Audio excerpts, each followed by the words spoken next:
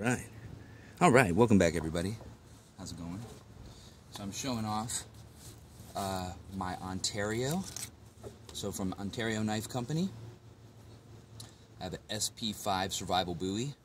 As you can see, I've done a fair amount of modifications to the edge as far as convexing the edge, but it's silly sharp, and figured I'd show you how to do some feather sticking with a slightly bigger knife. And so I like to choke up on it, since it has this big choil section. I'll choke up on it. Let's see what we can come up with.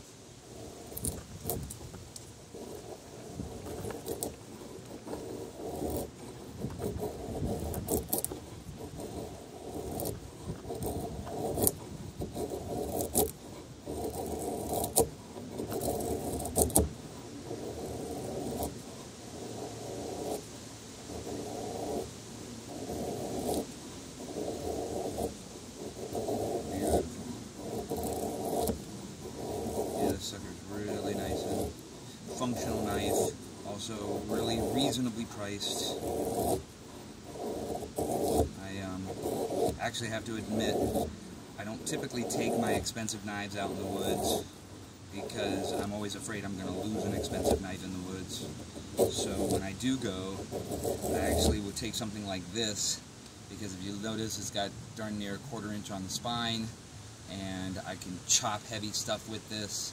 I can fight off a bear or somebody who's messing with me or something, and you know, again, with a nice convex edge on it, it makes feather sticking a nice activity. Now, in most circumstances, a knife this big, this would not be the ideal way to feather stick with this. I mean, unless you're comfortable doing so, but I would probably suggest other techniques. I'll show you this one right here, where actually you get something solid to set your knife down on, and you jam the knife into it like that, and then you draw the blade back. And this is another method that you can use or utilize. I'm trying to do it through a knot, not real easy. Here we go. Nice way to make some curls when you've got a bigger knife that you're working with.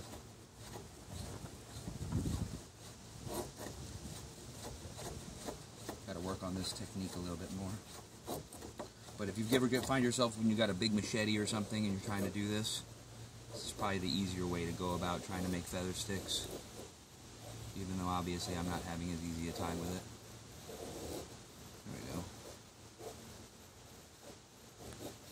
Makes plenty of nice little curls, which ultimately, if you've got a big pile of these, you can still build a fire.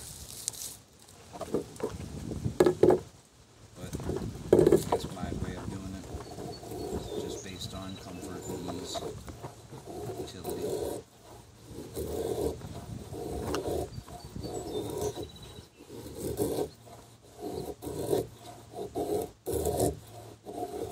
I also want to add that a lot of people go out and they'll buy a K-bar knife thinking, oh yeah, this is the Marine Corps knife or it's the military knife, but what a lot of the time they'll forget is that Ontario Knife Company also holds a contract with the Department of Defense.